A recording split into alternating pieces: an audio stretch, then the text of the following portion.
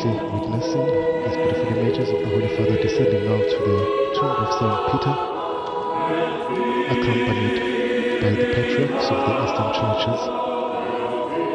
We join in prayer at the beginning of the celebration. We unite ourselves then with the Holy Father and our people of goodwill, and we pray for his ministry.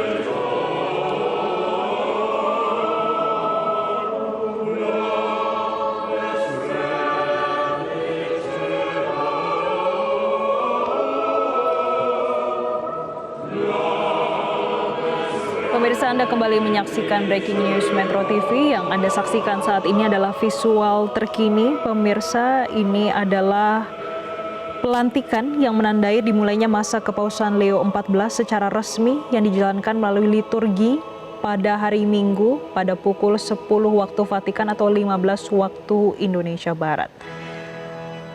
Jika melihat dari Vatican News, ritus peresmian Paus menyoroti ikatan dengan Rasul Petrus yang kemartirannya yang menjaga Gereja Katolik Roma yang baru lahir saat itu. Perayaan Ekaristi atau Perjamuan Kudus dilaksanakan di Basilika dan juga lapangan Santo Petrus pada pukul 10 pagi waktu Roma atau 15 waktu Indonesia Barat. Dan yang Anda saksikan ini sudah dimulai, pemirsa. Ritus yang diikuti Paus Leo ke-14 yang menampilkan beberapa momen dan ada makna-makna simbolis yang mendalam. Yang mana pelaksanaan upacara agung ini menekankan pentingnya lambang episkopal Petrus yang dianugerahkan kepada Paus, yakni pallium dan juga cincin nelayan. Prosesi liturgi dimulai di dalam Basilika Santo Petrus. Terlihat pemirsa dalam visual Anda, Paus Leo XIV sebagai uskup Roma yang baru ke makam Santo Petrus dan berhenti untuk berdoa, yang nanti selanjutnya Paus akan membakar dupa di tempat ini. Momen ini menggarisbawahi hubungan mendalam antara uskup Roma dan juga Rasul Petrus yang memberikan kesaksian mengenai iman dengan darahnya yang dekat dengan tempat tersebut.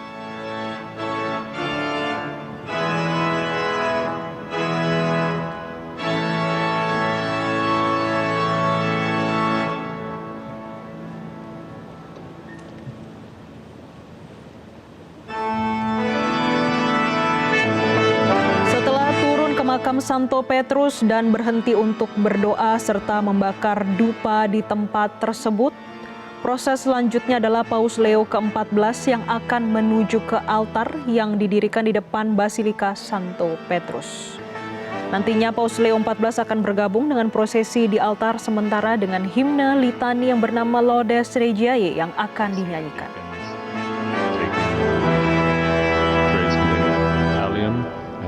Fisherman's ring from the altar of confession, confessio, tomb of Saint Peter,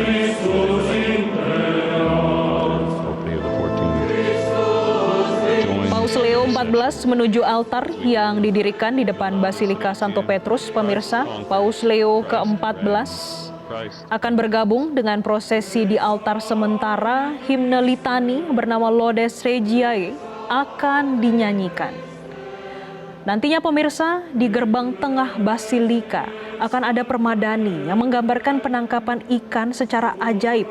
Ini menggambarkan bagaimana dialog antara Yesus dan juga Petrus seperti di Alkitab.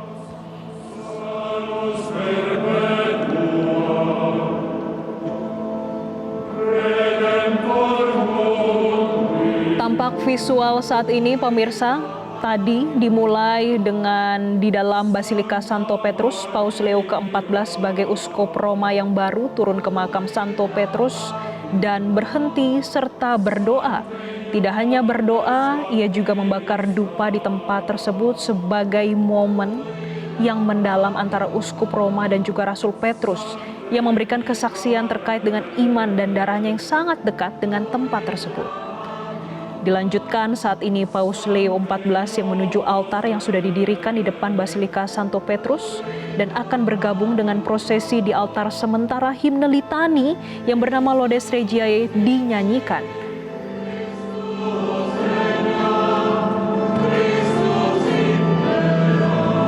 Pemirsa, di gerbang tengah Basilika nanti terdapat permadani. Ini nanti akan menggambarkan bagaimana penangkapan ikan yang secara ajaib yang menggambarkan dialog antara Yesus dan Petrus.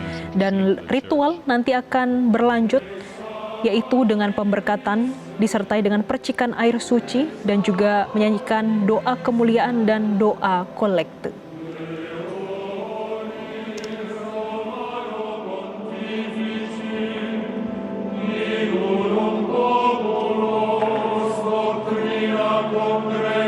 Berdasarkan informasi dari Superior General atau Pemimpin Umum Kongregasi Imam-Imam Misionaris Keluarga Kudus, ini Romo Agustinus Purnama MSF, pada hari Minggu tanggal 18 Mei, sebanyak kurang lebih 4.000 imam yang mengikuti perayaan Ekaristi secara konselebrasi dan mengawali era pelayanan penerus Santo Petrus. Dan Ekaristi akan dipimpin Bapak Suci Paus Leo XIV yang akan dihadiri bersama dengan puluhan ribu umat di Piazza San Pietro, Vatikan.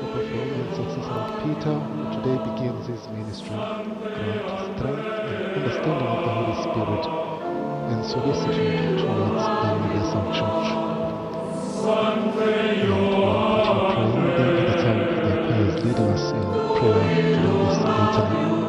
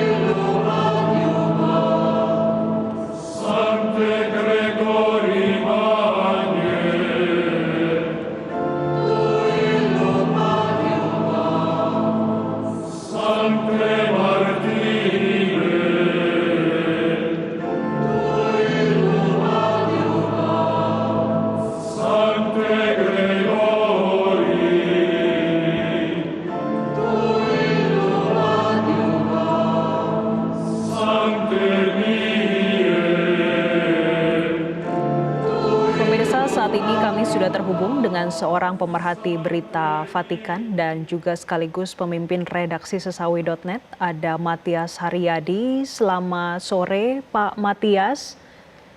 Selamat sore Mbak Jessica, selamat sore teman-teman pemirsa Metro TV se-Indonesia dan tempat lainnya. Baik, Pak Matias, kita sudah melihat prosesi inaugurasi dan juga liturgi sudah berlangsung sejak tadi dimulai pada pukul 15 waktu Indonesia Barat. Pak Matias, yang menarik salah satunya ini ada himne litani Laudes Regiae yang dilantunkan. Apa maknanya dalam pembukaan untuk misa inaugurasi Paus Leo ke-14 pada hari ini? Ya, Mbak Jessica, kita sebagai umat Katolik biasanya melantunkan semacam litani para kudus untuk mohon doa dan berkat dari para santo-santa yang sudah kita yakini ada di surga. Sehingga seluruh prosesi ibadat liturgi itu berjalan lancar dan juga katakanlah hasilnya memang kemudian melegitimasi dari apa yang mau terjadi seperti itu. Baik, setelah ada litani yang dilantunkan, kemudian kita akan masuk kepada Ekaristi. Dalam Ekaristi yang berlangsung pada siang hari ini ataupun pagi hari waktu Vatikan, apa saja yang menjadi perhatian? Apakah juga ada pembedanya sejak tahun 2013 lalu kalau kita bandingkan? Saya coba menginisiasi dulu, ini bukan misa pelantikan paus ya. Jadi istilahnya bukan misa pelantikan paus. Paus itu tanda kutip sudah dilantik tanggal 8 Mei yang lalu. Ketika konklav itu memutuskan atau menghasilkan keputusan bahwa Kardinal Rupert Francis Prevost itu menjadi penerus tahta Santo Petrus atau Uskup Roma. Sehingga beliau kemudian mengambil identitas nama kepausan sebagai Paus Leo ke-14.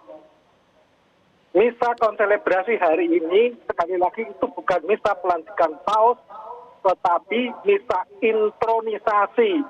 Jadi perayaan Ekaristi yang mengawali masa kepausan Paus Leo ke-14 sebagai penerus tahta Santo Petrus.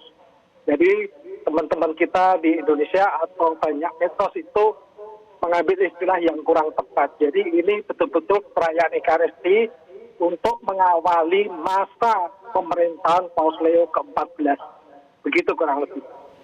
Baik, Pak Matias, kalau kita saksikan bersama apa yang terjadi di depan Basilika Santo Petrus saat ini, apakah benar namanya Parvis di Basilika Santo Petrus ritualnya saat ini? Ya, itu di lapangan Santo Petrus, Mbak. Baik, artinya yang saat ini sedang berlangsung, ini sudah di bagian mana? Itu di depan lapangan Santo Petrus dan juga di depan Basilika Santo Petrus.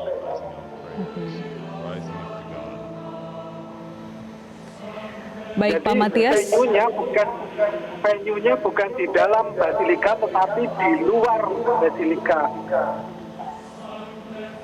Baik, Pak Matias, kita tahan terlebih dahulu karena kita akan melihat visual terkini yang berlangsung di Basilika Santo Petrus di Vatikan Roma saat prosesi inaugurasi Paus Leo XIV.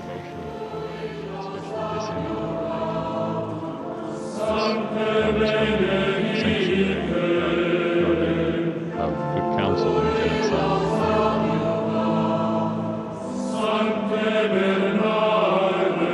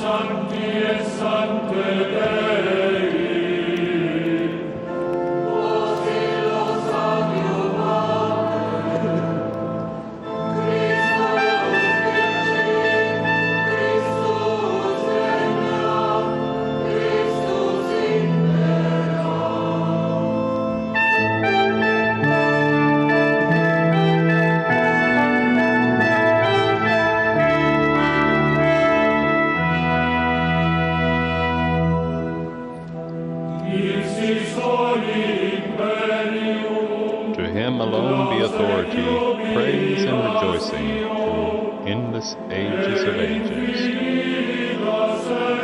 May they have favorable times, and our response will be, may those redeemed by the blood of Christ have favorable times.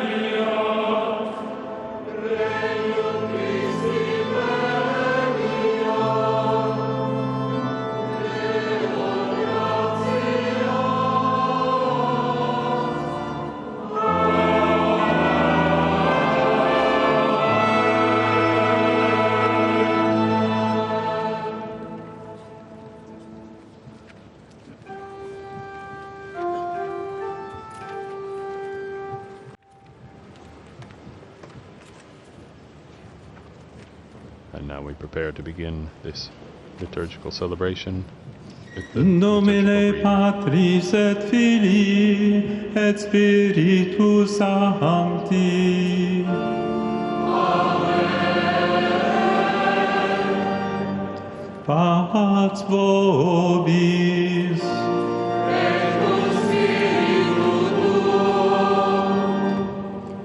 Fratelli e sorelle, in questo giorno fatto dal Signore, rinnoviamo la memoria del nostro battesimo attraverso il segno di quest'acqua con la quale saremo aspersi. Il Signore ci rinnovi interiormente per essere sempre fedeli allo Spirito Santo che ci è stato dato in dono.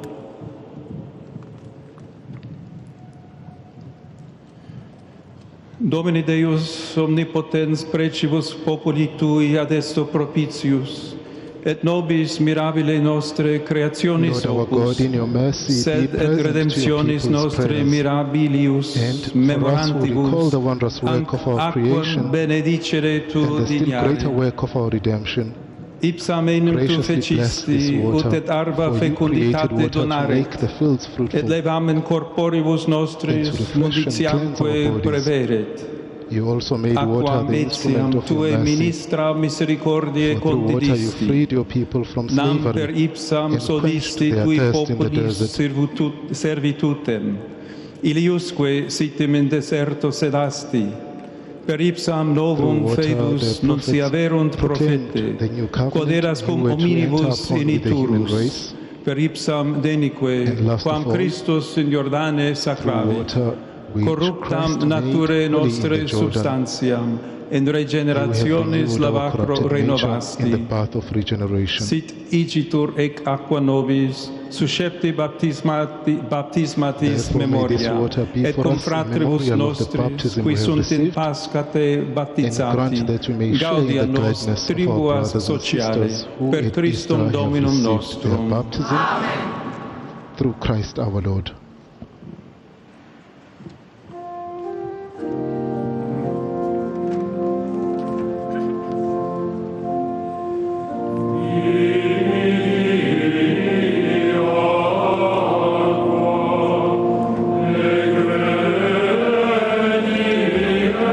This urges the people of God, represented here by those who gathered in St. Peter's Square for this holy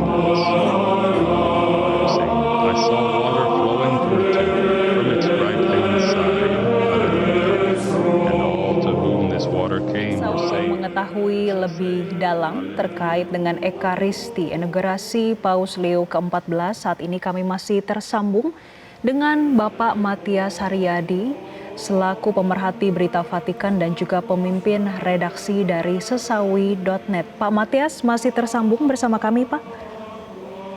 Masih, Mbak Jessica. Baik, Pak Matias, kita sama-sama menyaksikan saat ini dibuka dengan berlitani. Tadi dengan bahasanya cukup berbeda, apa makna litani yang tadi disampaikan oleh Paus Leo ke-14, Pak? Itu tradisi liturgis gereja kita, bahwa kita kalau misalkan ada misa perpisahan imam, misa perpisahan uskup, selalu dimulai dengan doa litani itu. Intinya adalah mohon berkat dari Orang Kudus supaya semua berjalan lancar dan apa yang kita mau lakukan itu akhirnya terlegitimasi oleh proses liturgi itu. Jadi bahasanya mau disampaikan dalam bahasa Indonesia boleh, tetapi kalau di Vatikan biasanya memang dalam bahasa Latin ya. Baik, Pak Matias, tadi kita menyaksikan bagaimana litani yang disampaikan oleh Paus Leo ke-14 juga disambut langsung oleh umat yang mengikuti Ekaristi dengan mengucapkan amin tadi. Kemudian pemberkatan pada pembukaan Ekaristi juga dilanjutkan dengan percikan air suci. Apa, Pak Matias, makna-makna dari percikan air suci yang diberikan pada Ekaristi pada pembukaan untuk inaugurasi Paus Leo ke-14? Tentu saja saya mulai dengan kata amin dulu. Itu artinya adalah apa yang kita doakan secara bersama itu kita yakini sebagai hal yang baik dan benar, sehingga kita berharap juga apa yang kita doakan itu menjadi kenyataan, sehingga kita mengafirmasi permohonan doa itu dengan kata amin. Amin itu artinya kata ya, oke, ya, seperti itu. Lantas recikan air suci itu selalu kita pakai dalam upacara-upacara liturgis gereja ini untuk mengatakan bahwa semua yang kita lakukan ini itu mohon berkat dari Tuhan. Karena air suci itu kan sudah diberkati oleh imam, sehingga seluruh prosesi itu juga layaknya menjadi berkat untuk kita semua, dan itu direstui oleh Tuhan. Katakanlah seperti itu cara kabarnya. Baik, himne litani bersama Laudes Regiae sudah dilantunkan. Kemudian litani yang disampaikan Paus Leo ke-14 dan juga sudah diaminkan oleh para umat yang hadir dalam Ekaristi inaugurasi Paus Leo ke-14 juga sudah disampaikan, serta juga percikan air suci. Kini selanjutnya apa, Pak Matias? Apakah langsung masuk ke liturgi sabda atau ada nyanyian doa kemuliaan atau mungkin ada mazmur lainnya yang akan disampaikan? Saya belum tahu persis karena semua masih berjalan. Tetapi yang saya mau katakan lebih penting adalah nanti di situ ada dua hal yang akan terjadi, yaitu semacam pemberkatan atau peresmian pallium, ya. Jadi pallium itu melambangkan semacam bahwa Paus itu menjadi anak domba yang disalibkan untuk keselamatan kita semua.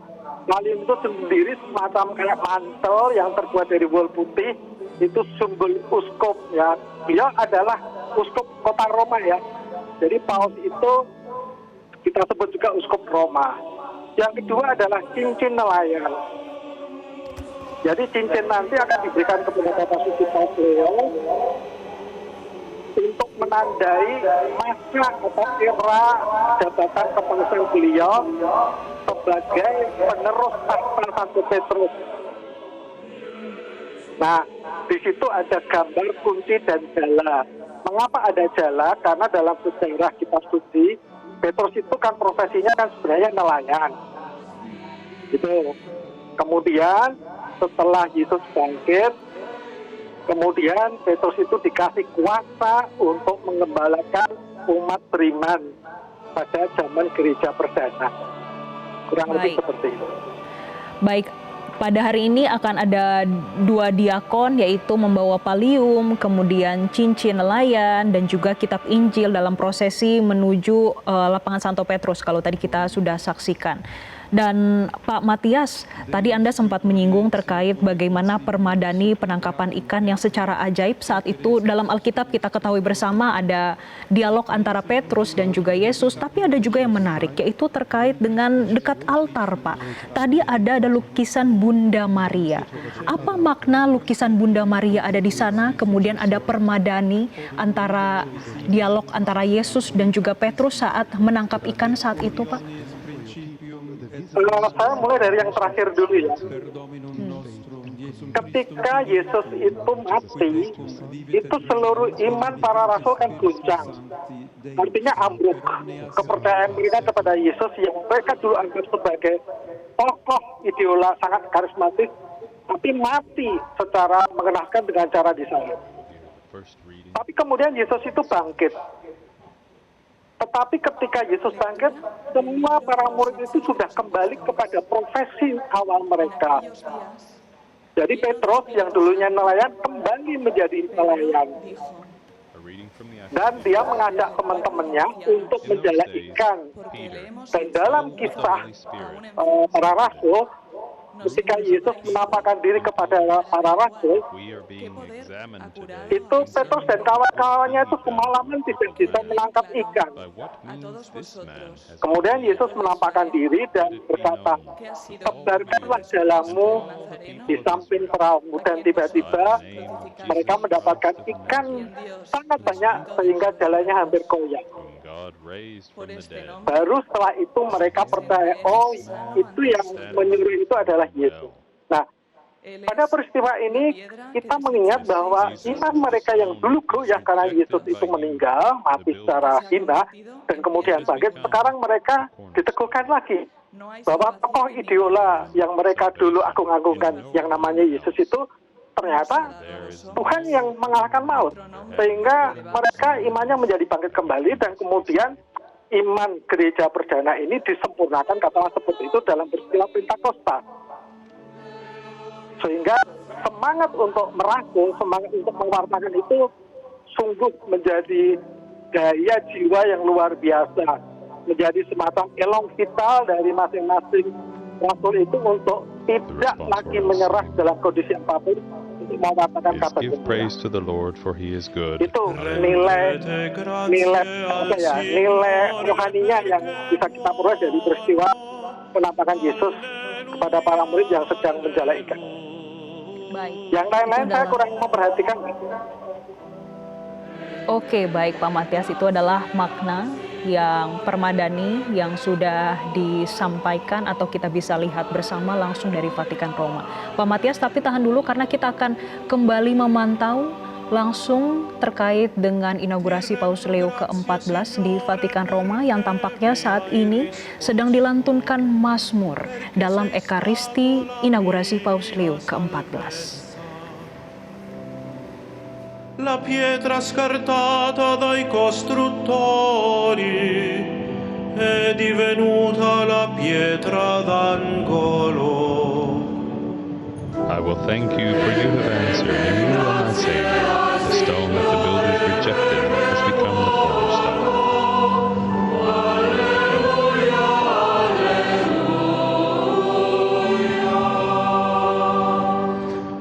Questo è stato fatto dal Signore, una meraviglia ai nostri occhi.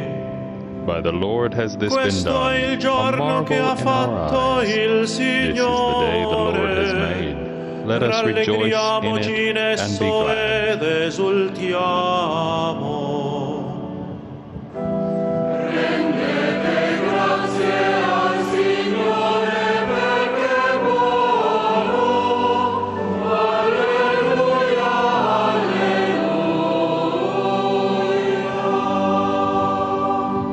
Sei tu il mio Dio e ti rendo grazie.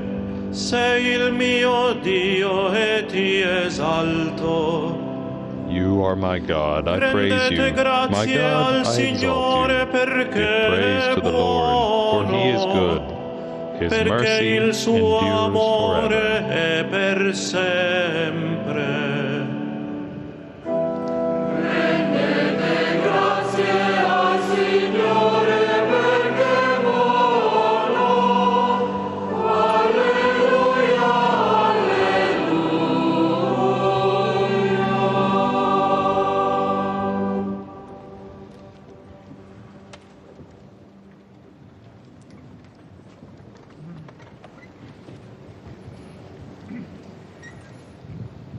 A reading from the first letter of St. Peter. Beloved, I exhort the elders among you, as a fellow elder and a witness of the sufferings of Christ, as well as a partaker in the glory that is going to be revealed. Shepherd the flock of God that is among you, exercising oversight, not under compulsion, but willingly, as God would have you. Not for shameful gain, but eagerly, not domineering over those in your charge, but being examples to the flock. And when the chief shepherd appears, you will receive the unfading crown of glory. And the God of all grace, who has called you to his eternal glory in Christ, will himself restore, confirm, strengthen, and establish you. To him be the dominion forever and ever. Amen. Verbum Domini.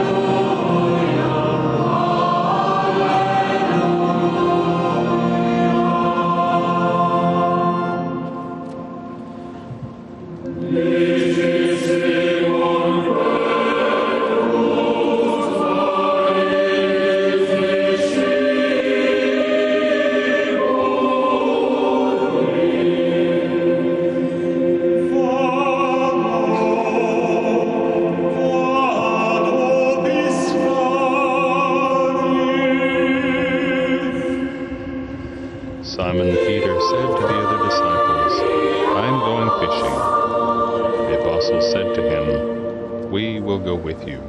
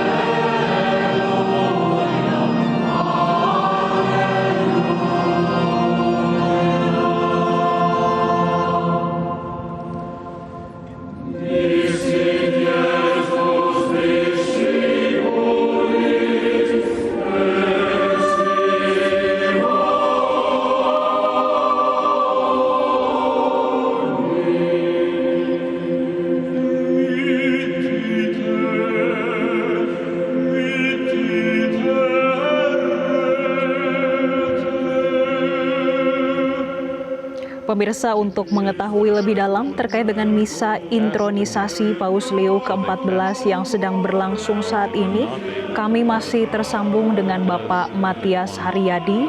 Selamat sore, Pak Matias.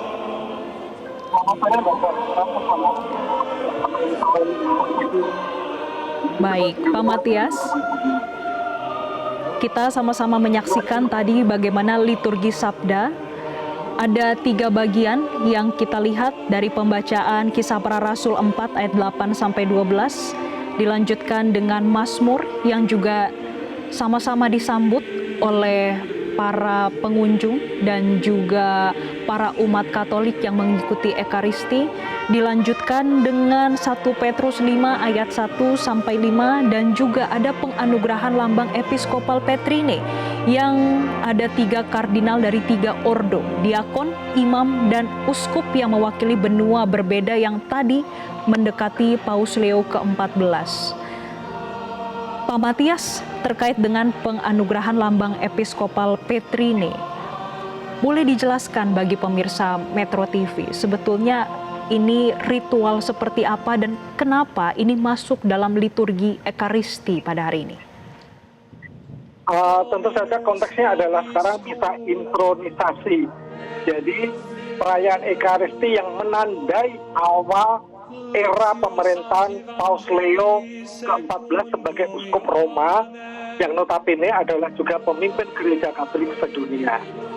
Jadi kalau kita menilik sejarah masa lalu, terutama gereja perdana pasca kebangkitan Yesus, gereja Katolik atau umat beriman gereja perdana itu kan diserahkan leadership-nya oleh Yesus kepada Petrus.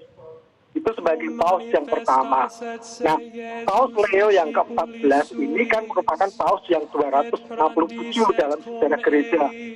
Dia meneruskan tahta atau semacam kekuasaan yang diserahkan oleh Yesus kepada Petrus, dan Paus Leo itu menjadi penerus.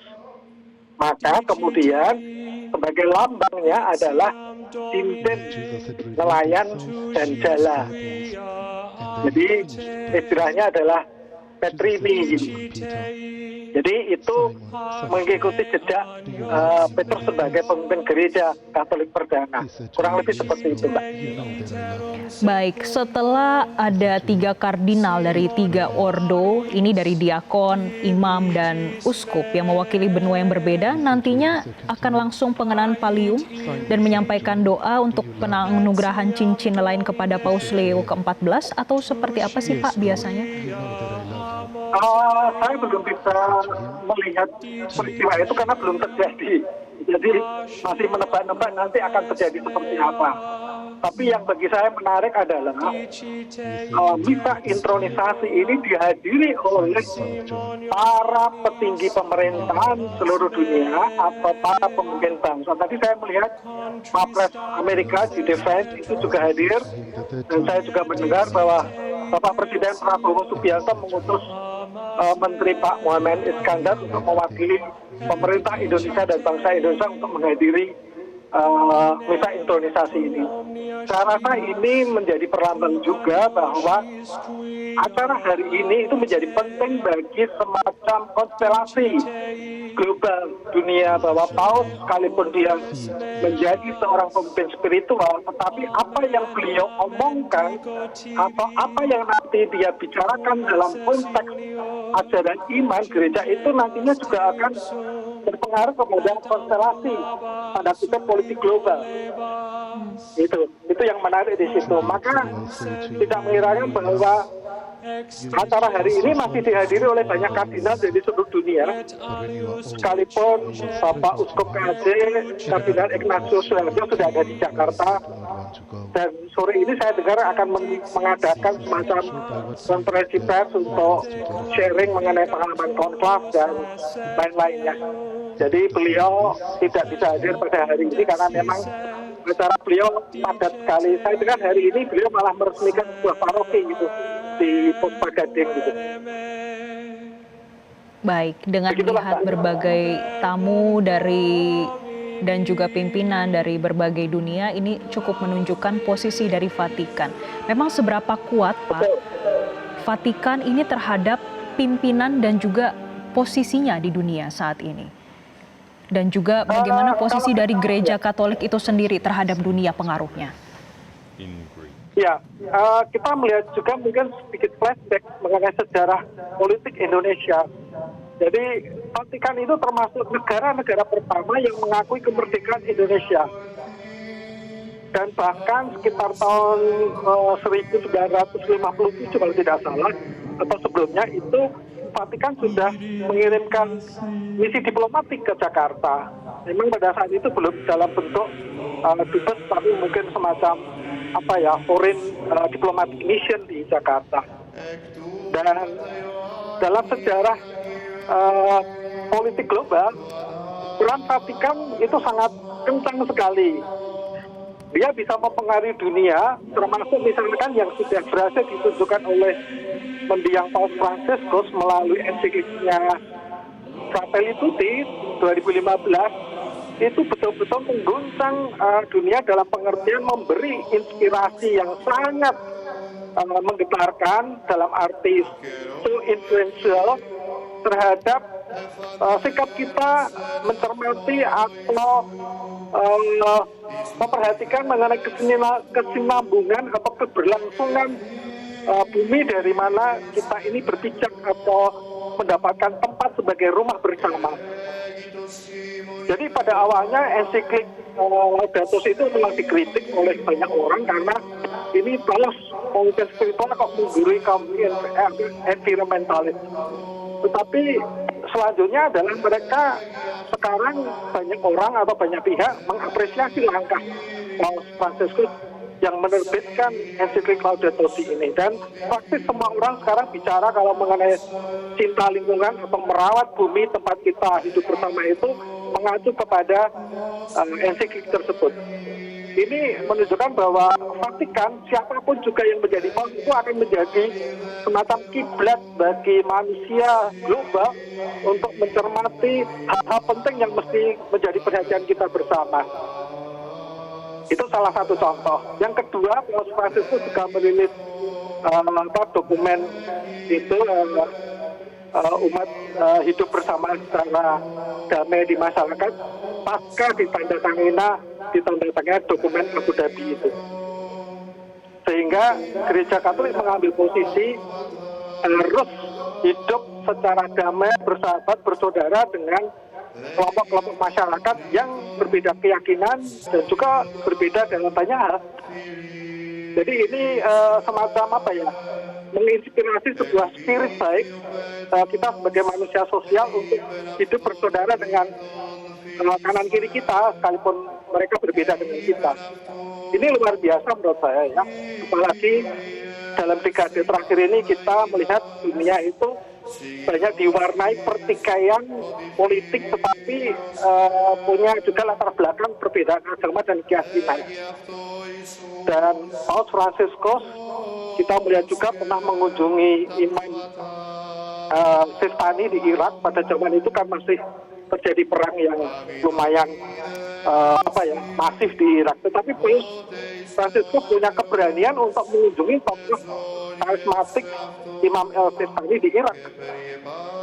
Dan bahkan itu menandatangani dokumen Abu Dhabi itu kan luar biasa, sehingga imbasnya adalah terjadilah deklarasi Istiqlal itu, di mana Paus Fransiskus juga menandatangani dengan imam besar pada waktu itu Profesor Nasaruddin yang sekarang menjadi Menteri Agama RI.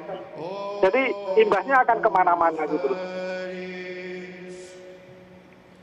Begitu, Mbak. Baik, Pak Matias, banyak harapan terhadap Paus Leo ke-14 yang mana ekaristinya hari ini akan menandai era kepausan Leo ke-14. Ini ada melihat bagaimana perdamaian dunia, keadilan, kemudian reformasi gereja dan penyatuan gereja. Tapi Pak Matias melihat dengan berkembangnya global saat ini, kemudian gereja Katolik saat ini, sebetulnya yang paling menjadi PR berat ke depannya bagi Paus Leo ke-14 itu apa sih, Pak? Kita melihat dari perspektif internal dan eksternal. Kalau internal itu saya melihat Paus Leo ini termasuk orang progresif ya, moderat progresif.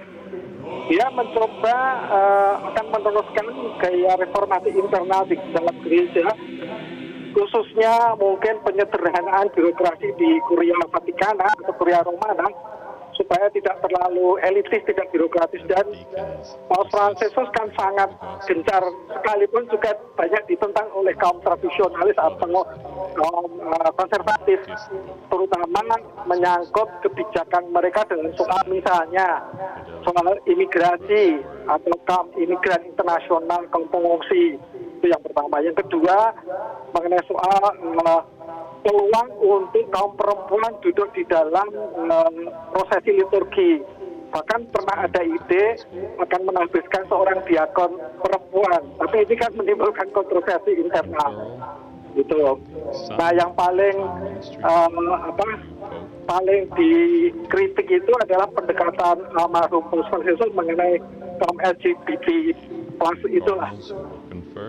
Dulu kan kita semua heboh bahwa Paus itu ditengarai, Paus Fransiskus ya ditengarai akan mengizinkan perkawinan Katolik itu cerai. Padahal bukan itu maksudnya, tetapi memberkati orang-orang yang sudah tanda kutip pisah dari keluarganya, karena dia sebagai beriman tetap layak untuk mendapat berkat, termasuk juga mereka yang hidup dalam hubungan sejenis. Jadi bukan merestui ya, tetapi hanya sekedar memberkati saja sebagai kebijakan pastoral.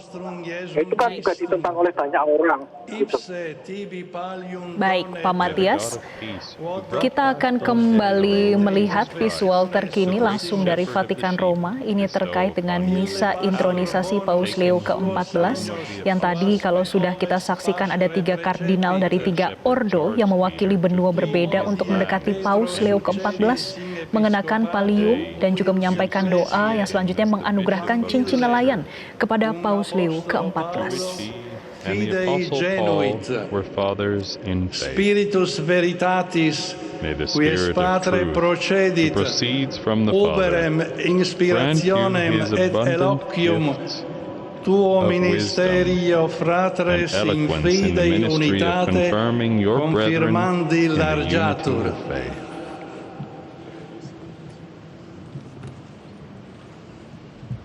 And Cardinal Dominique Mamberti, Cardinal Deacon, representing Europe, confers upon Pope Leo XIV